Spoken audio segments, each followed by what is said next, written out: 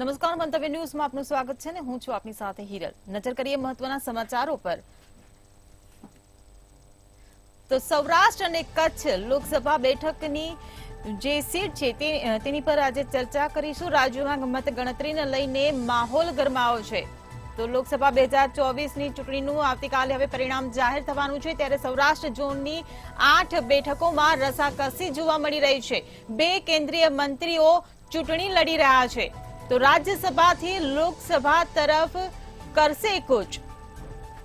આવતીકાલે લોકસભા 2024ની ચૂંટણીના પરિણામો જાહેર થવા જઈ રહ્યા છે, ત્યારે ક્ષત્રિય આંદોલનની ઇફેક્ટ ક્યાં કઈ સીટ પર કેટલી થઈ તે જાણવું રસપ્રદ રહેશે। મતગણતરીના આંકડાઓમાં લીડના દાવાઓ કેટલા સફળ? પોરબંદર, રાજકોટ, જામનગર અને અમરેલી બેઠકો પર શું પરિણામ આવશે? સાથે જ જૂનાગઢ, ભાવનગર, કચ્છ અને સુરેન્દ્રનગરમાં પણ રસાકસીનો માહોલ।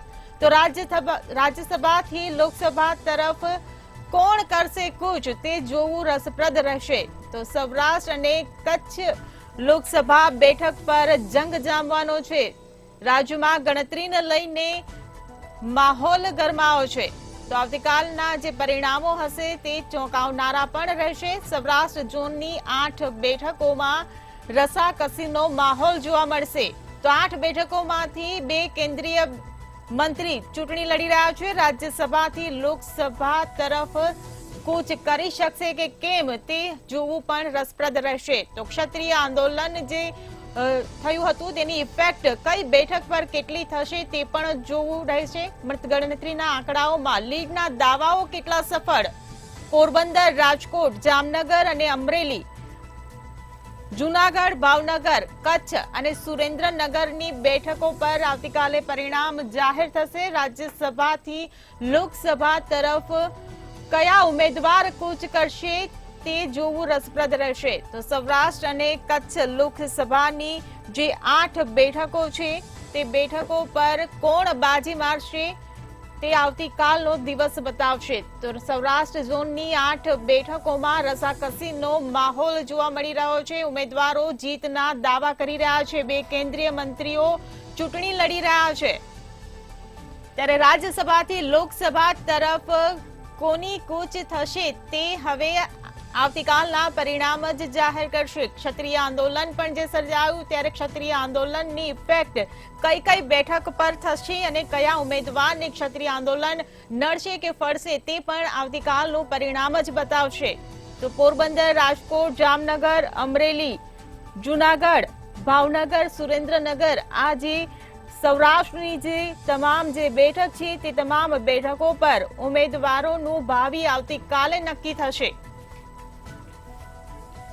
તો આવતીકાલે 2024ની લોકસભા ચૂંટણીનું પરિણામ જાહેર થશે। એક્ઝિટ પોલના આંકડા પણ સામે આવી રહ્યા છે। ભાજપની જીત થતી એક્ઝિટ પોલ દર્શાવી રહ્યું છે, પરંતુ આવતીકાલે 4 જૂને જે 2024 લોકસભાની ચૂંટણીનું જે પરિણામ જે આવવાનું છે, ત્યારે આવતીકાલનું પરિણામ જ બતાવશે કે એક્ઝિટ પોલ સાચું કે પછી જનતા કોને આશીર્વાદ આપશે તે હવે જોવું રહ્યું।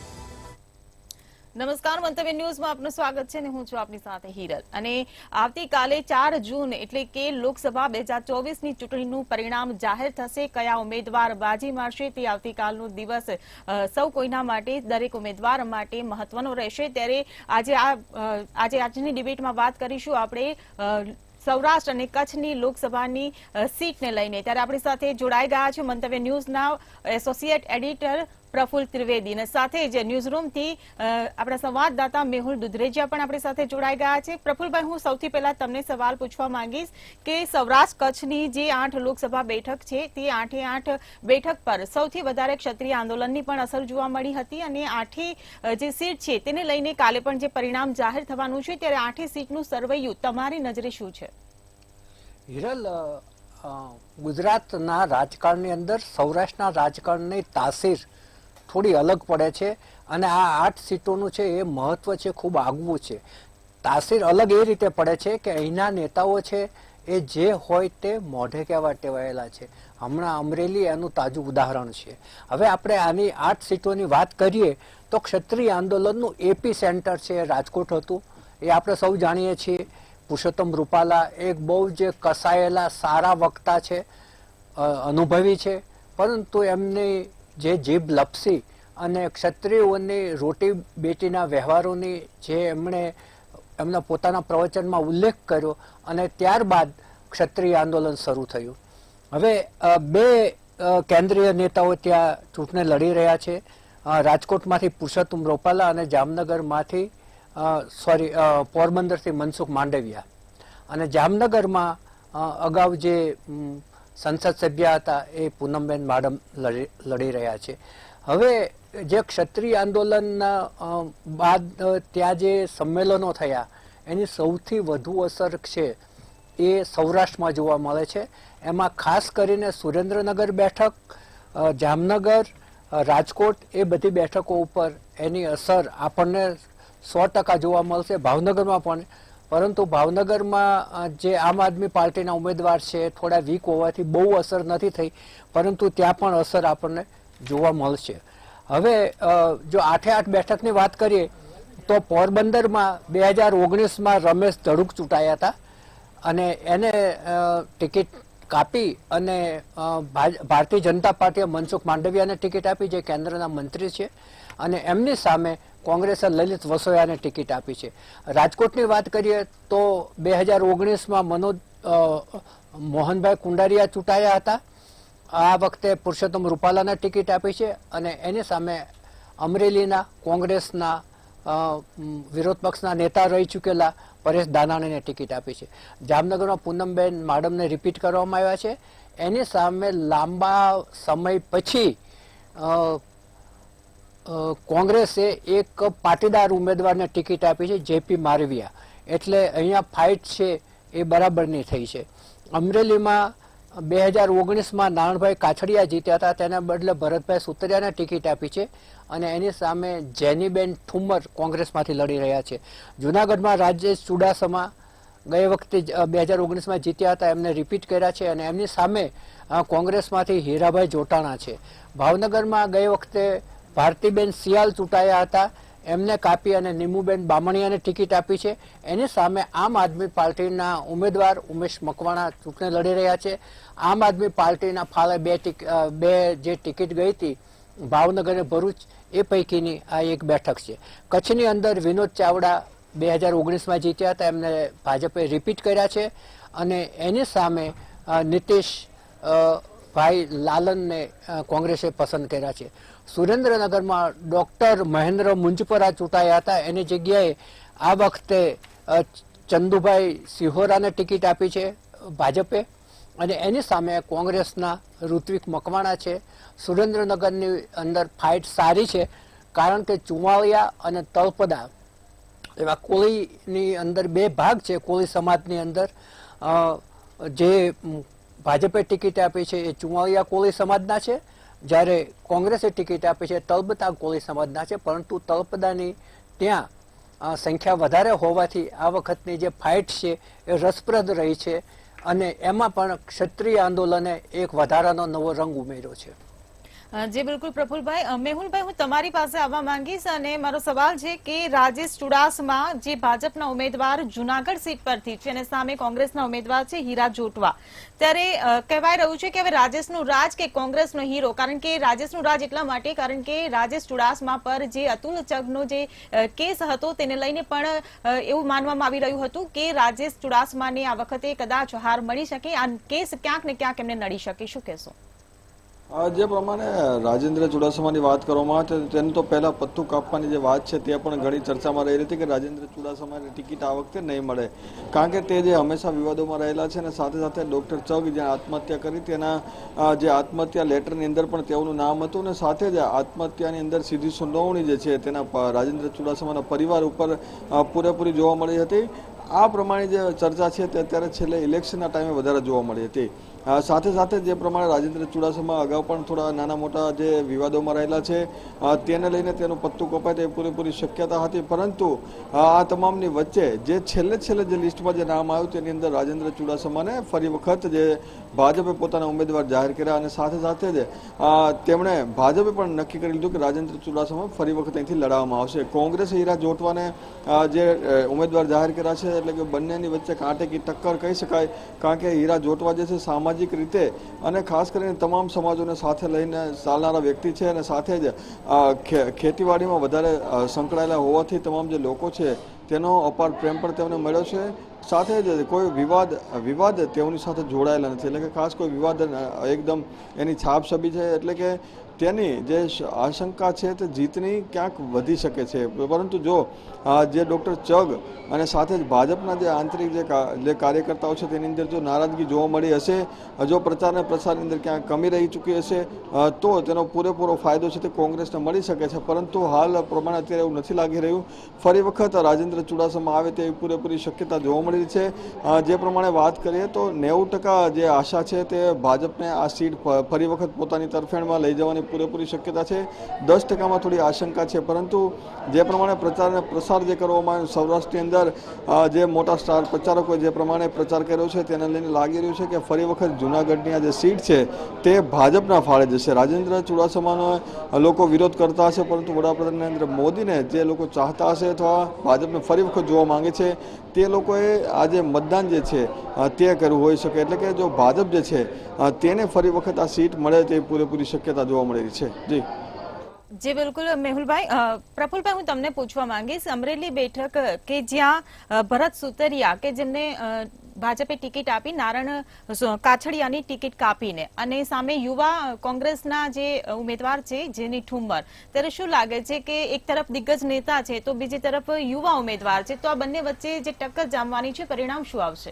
જેનીબેન ઠુમ્મર છે કોંગ્રેસના ઉમેદવાર, એ રાજકીય પરિવારમાંથી જ આવે છે અને એ ની જે પ્રચારની શૈલી છે એ આખા રાજ્યની અંદર બહુ જ નોંધનીય અને આક્રમક રહી હતી. જ્યારે નારણ કાછડિયાને ટિકિટ કાપી અને ભરત સુતરિયાને જે ટિકિટ ભાજપે આપી છે એની સામે સ્થાનિક લેવલે, સ્થાનિક સ્તરે ખૂબ જ વિરોધ હતો. તમે એનો સૌથી મોટો દાખલો છે કે હમણાં જે અમરેલીની અંદર વિવાદ થયો, એ વિવાદની અંદર નારણભાઈ કાછડિયા પણ એવું બોલ્યા હતા કે જેમને કોઈ ઓળખતું નથી ને જેમને થેન્ક યુ કહેતાય આવડતું નથી એને ભાજપે ટિકિટ આપી હતી. એટલે ભાજપના લોકોએ અંદર ખાને એને કેટલી મદદ કરી હશે કે અંદર ખાને કેટલો વિરોધ કર્યો હશે એ પણ પરિણામ આવશે ત્યારે આપણને ખબર પડશે. પરંતુ અમરેલીની જે બેઠક છે એણે બીજી રીતે પણ ધ્યાન દોર્યું હતું. પુરુષોત્તમ રૂપાલા અમરેલીના છે, પરેશ ધાનાણી પણ અમરેલીના છે, અને બંને ચૂંટણી લડવા માટે રાજકોટ ગયા હતા, ત્યાં પણ અમરેલી જ ગાજ્યું હતું. અને પુરુષોત્તમ રૂપાલા છે એ અને પરેશ ધાનાણી બંનેનું કાર્યક્ષેત્ર, રાજકીય કાર્યક્ષેત્ર એ બધું અમરેલી છે. એટલે અમરેલી છે એ આખા આ વખતે સૌરાષ્ટ્રના રાજકારણમાં એક કેન્દ્ર બિંદુ સમાન રહ્યું હતું. જી બિલકુલ. મેહુલભાઈ, હું તમને પૂછવા માંગીશ કે જે પોરબંદરની જે સીટ છે ત્યાં ત્રિપાંખ્યો જંગ જોવા મળવાનો છે, કારણ કે ભાજપમાંથી મનસુખ માંડવિયા મેદાને છે, તો લલિત વસોયા કોંગ્રેસમાંથી મેદાને છે, અને સાથે જ અપક્ષમાંથી નાથા ઓડેદરા છે. ત્યારે સૌથી વધારે ચર્ચિત મનસુખ માંડવિયાની ઉમેદવારી પર વિરોધ થયો, કારણ કે જેતપુરમાં જે પોસ્ટર વોર થયો અને મનસુખ માંડવિયાનો આયાતી ઉમેદવાર તરીકે જે ભારે વિરોધ જે સામે આવ્યો ને, એ વિરોધને જોતા ક્યાંક ને ક્યાંક એવું લાગી રહ્યું હતું કે મનસુખ માંડવિયા અહીંયા જીતી નહીં શકે. શું કહેશો? જે પ્રમાણે અત્યારે જે માહોલ જે બનાવ્યો છે, કારણ કે મનસુખ માંડવિયા જે છે તે કેન્દ્રીય ગૃહમંત્રી કેન્દ્રીય આરોગ્ય મંત્રી રહી ચૂક્યા હતા, અને સાથે સાથે જે કેન્દ્રની અંદર તે સારી પકડ ધરાવે છે, અને સાથે કોરોના સમયની અંદર પણ તેમણે ઘણી બધી કામગીરી કરી હતી, અને આ કામગીરીને ધ્યાનમાં રાખીને તેઓની જે સીટ છે તે બદલવામાં આવી છે અને પોરબંદર તેમને શિફ્ટ કરવામાં આવ્યા હતા. આ સાથે સૌથી મહત્વનો ફાયદો અને મોટો ફાયદો જે છે કોંગ્રેસમાંથી જે ધારાસભ્ય હતા અર્જુનભાઈ મોઢવાડિયા તેને પણ ભાજપ પોતાની તરફે લઈ આવ્યા હતા અને ત્યાં પણ વિધાનસભાની જે પેટા ચૂંટણી છે તે કરવામાં આવી તેનું પણ જે પરિણામ છે તેની મતગણતરી જે થવાની છે. એટલે કે અર્જુનભાઈ મોઢવાડિયાનો જે સાથ જે મળ્યો છે તેને લઈને બંને હંમેશા પ્રચારમાં સાથે જોવા મળ્યા હતા. ચલો મનસુખભાઈ માંડવિયાને લોકો નથી ઓળખતા, પરંતુ અર્જુન મોઢવાડિયાને એક નેતા તરીકે, સામાન્ય કાર્યકર્તા તરીકે લોકોએ તમામ જે જોયા છે. એટલે પ્રચારની અંદર તેનો ખૂબ જ ફાયદો છે તે મનસુખભાઈ માંડવિયાને મળ્યો છે. અને જે પ્રમાણે તમામ જે નેતાઓ જે છે, ખાસ કરીને ભાજપ ભૂતપૂર્વ સાંસદ છે તેમનો પણ એટલો સાથ મળ્યો છે. અને સાથે એક મજબૂતાઈ સાથે ભાજપ આ જે સીટ છે તે જીતવાની પૂરેપૂરી જે તૈયારી છે તે કરીને ગયું હોય તેવું લાગી રહ્યું હતું. એટલે કે તમામ નેતા એક સુરે જે મનસુખ માંડવિયાને જીતાડવા માટેનો પ્રયાસ કર્યો હતા. નાની મોટી જો વિવાદોની વાત કરવામાં તો શરૂઆતની અંદર આયાતી ઉમેદવાર તરીકેના જે પોસ્ટર લગાવવા અને સાથે જ આયાતી ઉમેદવાર તરીકે મનસુખ માંડવિયાનો વિરોધ કરવાનું તમામ જે લોકોએ શરૂઆત કરેલી હતી. પરંતુ ધીરે ધીરે જે એકદમ શાંત થઈ ચૂક્યો હતો અને વિરોધ જે શાંત થતાની સાથે ફરી વખત મનસુખ માંડવીએ પોતાના રીતે જે પ્રચાર અને પ્રસાર છે તે દિવસે ને દિવસે વધારે હતો. સાથ મળ્યો છે અર્જુનભાઈનો. એટલે કે આ બંનેની જે ગાડી છે તે એક જ પાટા પર ચાલી રહી છે અને સાથે પોરબંદરના વિકાસને લઈને ખાસ કરીને આ જે મુદ્દો જે પ્રચારમાં કરવામાં આવે કે પોરબંદરનો વિકાસ થવાનો છે વિધાનસભામાંથી અને સાથે લોકસભામાંથી. એટલે કે બંને નેતાનો જે ફાયદો છે તે આગામી દિવસોમાં પોરબંદરના જે લોકોને મળવાનો છે. પોરબંદરના સ્થાનિક જે સમસ્યાઓ છે ખાસ કરીને માછીમારોને લઈને તો તે મુદ્દાઓ પણ જે વધારે પ્રચારમાં જોવા મળ્યા. આજ સુધી અર્જુનભાઈ કહેતા હતા કે હું હંમેશા ભાજપનો વિરોધ કરતો હતો, પરંતુ હવે હું જ ભાજપમાં આવી ગયો છું. એટલે કે હવે તમારો વિકાસ જે છે તે વધારે વધવાનો છે. જે વાત કરીએ ત્રિપાંખિયા જંગની તો નાથા ઓડેદરા છે તેમણે પણ પોતાની ઉમેદવારી નોંધાવી છે, પરંતુ તેની જીતની આશંકા ખૂબ જ ઓછી છે. કારણ કે તેઓ અપક્ષ તરીકે થોડા મતો જે છે તે સમાજના મતો તોડી શકે છે, પરંતુ જીતની આશા છે તે એકદમ નહીવત કહી શકાય. પરંતુ કાંટેકી ટક્કર જેવું કશું લાગતું નથી. લલિત વસોયા જે છે તેમણે પ્રચાર અને પ્રસાર કર્યો છે, પરંતુ જે પ્રમાણે બંને નેતા, કારણ કે અર્જુનભાઈ મોઢવાડિયા પણ કોંગ્રેસમાં રહી ચૂક્યા, કોંગ્રેસની રણનીતિ પણ તેમને ખબર હતી અને લલિત વસોયા માટે આ પણ એક ટફ ફાઇટ જે છે તે જોવા મળી. પરંતુ તેનો સીધો જ ફાયદો છે તે મનસુખ માંડવિયાને મળ્યો છે. એટલે કે આગામી દિવસોની અંદર ત્રીજા કે ચોથા જે રેન્ક સાથે જે છે તે પોરબંદરની જે લીડ સાથેની જે જીત છે તે ભાજપને મળી શકે છે. જી બિલકુલ પ્રફુલભાઈ, હું તમને પૂછવા માંગીશ, મેહુલભાઈએ જે રીતે વાત કરી, પરંતુ લલિત વસોયા કે જે પાટીદાર આંદોલનમાં તેમની સક્રિય ભૂમિકા ભજવી હતી અને બીજી તરફ હવે જો ભાજપના ઉમેદવારની વાત કરીએ તો પાટીદારોની માંગણી હતી કે તેમને પાટીદાર ઉમેદવાર મળે, પરંતુ એ પાટીદાર ઉમેદવાર ન હોવાને કારણે મનસુખ માંડવિયાનો જે વિરોધ થયો, તો શું લાગે છે કે પાટીદારના કારણે શું લલિત વસોયાને ક્યાંક ફાયદો મળશે? અને બીજી વસ્તુ એ પણ કે લલિત વસોયા માટે એવું કહેવાય છે કે હારેલા ઉમેદવાર પર કોંગ્રેસે દાવ રમ્યો છે, કારણ કે 2019માં પણ તેઓ હાર્યા હતા, 2019માં રમેશ ધડુક સામે હાર્યા હતા અને 2022માં પણ તે વિધાનસભામાં હારી ગયા હતા. તો શું એક હારેલા ઉમેદવાર પર જે કોંગ્રેસે દાવ રમ્યો છે એ સફળ થશે કે પાટીદાર આંદોલન તેમને સફળતા પામશે? લલિત વસોયા એક બહુ જ કસાયેલા અને કોંગ્રેસના એક મજબૂત ઉમેદવાર છે, સારા વક્તા પણ છે, પરંતુ કોંગ્રેસે એને કેન્દ્રના મંત્રી સામે મૂક્યા છે. મનસુખ માંડવિયા કેન્દ્રના હેલ્થના મંત્રી છે, એની સામે સરળ કશું જ ના હોય છે કે આપણે સમજી શકીએ છીએ. આ અહીંયા કોઈ ફાઇટ જેવું પણ નથી, કારણ કે પોરબંદરની અંદર જે કાંઈ નડતા ગ્રહો હતા એ ભાજપે પહેલાથી જ સુધારી લીધા હતા. નડી શકે એવા અર્જુન મોઢવાડિયા હતા, એને ભાજપમાં ખેંચી લીધા, એટલે આ બેઠક સરળ થઈ ગઈ. પરંતુ જો 8 બેઠકની વાત કરો ને તો 2 બેઠક ઉપર જ કાંટેકી ટક્કર રહી છે. એમાંની એક છે જામનગર. પૂનમબેન માડમ અને જેપી મારવિયા વચ્ચે ખૂબ જ ટફ ફાઇટ છે, કારણ કે એક તો ત્યાં ક્ષત્રિય આંદોલનની પણ અસર છે અને કોંગ્રેસે ઘણા વખત પછી ત્યાં પાટીદાર ઉમેદવારની પસંદગી કરી છે. એટલે પાટીદારો, ક્ષત્રિયો એ બધા એક થાય છે, બીજા સમાજોએ પણ એમને ટેકો આપ્યો છે. એટલે પૂનમબેન માડમને માટે કપરા ચઢાણ છે. જ્યારે બીજી આવી જો બેઠક હોય તો એ છે સુરેન્દ્રનગર. સુરેન્દ્રનગરમાં ચંદુભાઈ શિહોરા છે, એ ચુવાળિયા છે અને સામે ઋત્વિક મકવાણા છે, યંગ ચહેરો છે, તળપદા કોળી સમાજમાંથી આવે છે. અહીંયા એક ટફ ફાઇટ છે અને ક્ષત્રિય આંદોલનની અહીં સુરેન્દ્રનગરમાં પણ બહુ મોટી અસર હતી. હવે પહેલા જ જ્યારે ચૂંટણીની શરૂઆત થઈ, ફોર્મ ભરાયા ત્યારથી જ આ બહુ વિવાદ ચાલતો હતો, પરંતુ ભાજપે સોમાભાઈ ગાંડાભાઈ ત્યાંના જે મજબૂત એક આગેવાન છે એને પોતાના તરફી ખેંચી લીધા અને થોડી પરિસ્થિતિ હળવી કરી. પરંતુ આ 8 બેઠકની અંદર 2 બેઠક ઉપર જે કાંટેકી ટક્કર છે એ માત્ર અને માત્ર જામનગરમાં પૂનમબેન માડમ અને જેપી મારવિયા વચ્ચે છે અને સુરેન્દ્રનગરમાં ચંદુભાઈ સિહોરા અને ઋત્વિક મકવાણા માટે છે.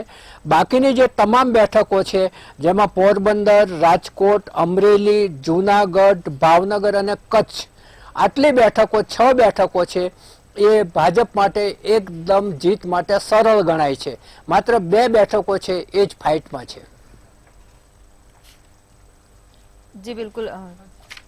પ્રફુલભાઈ, માફ કરજો, આપણી સાથે હિરેનભાઈ પણ જોડાઈ ગયા છે, જે વરિષ્ઠ પત્રકાર છે. હિરેનભાઈ, પહેલા તો આપનું મંતવ્ય ન્યૂઝમાં, જામનગરથી જોડાયા છે, માફ કરજો, મંતવ્ય ન્યૂઝમાં પહેલા તો આપનું સ્વાગત છે.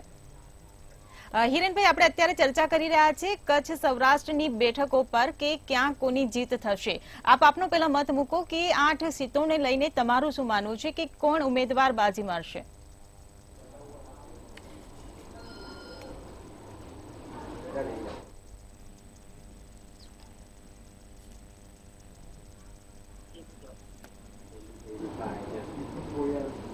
જી હિરેનભાઈ.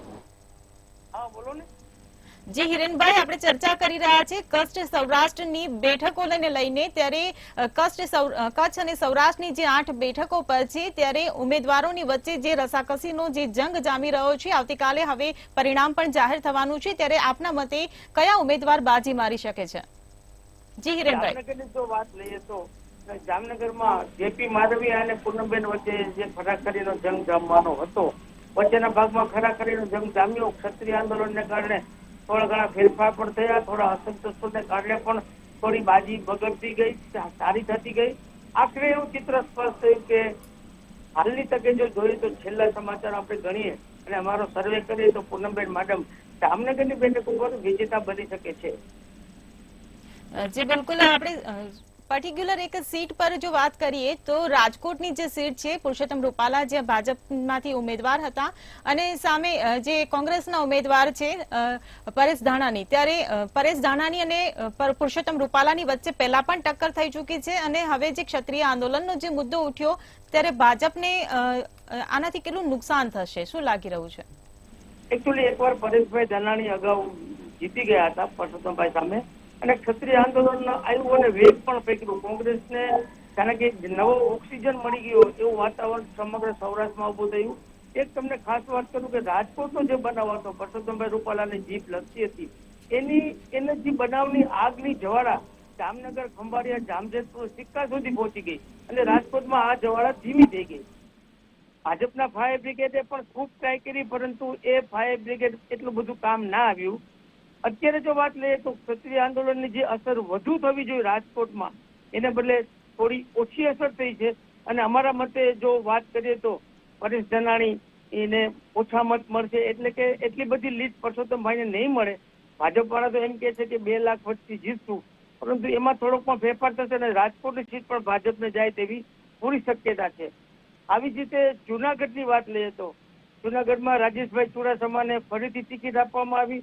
અસંતુષ્ટો પણ હતા. જૂનાગઢમાં રાજેશભાઈને ટિકિટ ન મળે તે માટે પણ પ્રયાસો કરવામાં આવ્યા હતા અને આંદોલન કરીશું એવી ધાકધમકી પણ કાર્યકરોએ આપી હતી, પરંતુ આખરે મવડી મંડળે રાજેશભાઈ ચુડાસમાને ટિકિટ આપી છે.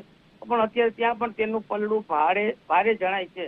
અમરેલીમાં કોંગ્રેસ અને ભાજપ વચ્ચે તીવ્ર કાટેકી ટક્કર ચાલી રહી એમ કહી શકાય, કારણ કે પૂર્વ સાંસદ અને ધારાસભ્ય વચ્ચેના મનમેક અને મનદુખ એટલા બધા બહાર આવ્યા કે ભાજપના પ્રદેશ સભ્યોને પણ અમરેલી 2 થી 3 વાર દોડી ગયા હતા. અત્યારે ભાજપનો હાથ થોડો ઉપર કહી શકાય, પરંતુ આ બેઠક ભાજપ અને કોંગ્રેસ માટે બહુ તો કસોકસની લડાઈ કહી શકાય. એટલી બધી લીડ નહીં મળે. ખાસ કરીને 5 લાખ લીડની વાત હતી, તેમાં સમગ્ર ગુજરાતમાં ફક્ત 2 સીટમાં 5 લાખ લીડ મળે તેવી શક્યતા છે. એક અમિતભાઈ શાહ ગાંધીનગર અને CR પાટીલ. બીજું, રામ મંદિરનો જે મુદ્દો ચાલવો જોઈએ સૌરાષ્ટ્ર અને ગુજરાતમાં, એ આ વખતે રામ મંદિરનો મુદ્દો પણ ન ચાલ્યો. ખાસ કરીને ભાજપના 4 થી 5 બેઠકમાં એટલો બધો અસંતોષ હતો કે કદાચ બળવો પણ થાય તેવી શક્યતા પણ હતી, પરંતુ આખરે એવું ના થયું. પરંતુ મારી દ્રષ્ટિએ પોરબંદરની સીટમાં ભાજપનો હાથ ઉપર રહેશે. મનસુખભાઈ માંડવીયા અને લલિતભાઈ વચ્ચે જે જંગ છે અને મનસુખભાઈ કેન્દ્રીય મંત્રી છે તેનો તેને લાભ પણ મળશે. અને એકચ્યુઅલી જોઈએ તો 4 થી 5% જેટલું મતદાન પણ ઓછું થયું છે, પરંતુ આ સીટ ભાજપના ગજવામાં જઈ શકે તેવી પણ સંભાવના છે. ભરૂચની સીટમાં ચૈતર વસાવા નો દબદબો સારો છે, તે ધારાસભ્ય પણ માફ છે. કરજો હિરેનભાઈ, આપણે અત્યારે કચ્છ અને સૌરાષ્ટ્રની સીટોની વાત કરી રહ્યા છીએ.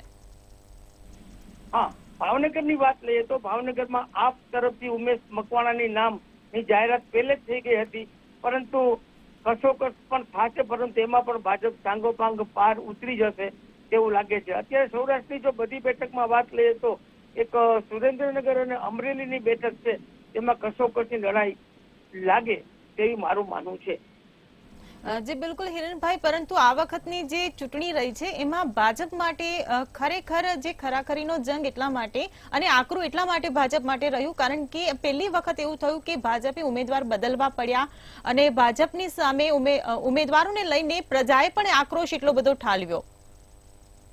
ભાજપના મનમાં એવું હતું કે ગુજરાત આપણું જ છે, 26 બેઠક આપણા ગજવામાં જ છે અને એવું વાતાવરણ પણ ઉત્પન્ન થયું હતું, પરંતુ આ વખતે એવું ન થયું. કોંગ્રેસમાંથી કેટલાક આવેલા ધારાસભ્યો અને સાંસદોને પણ ટિકિટ આપવામાં આવી.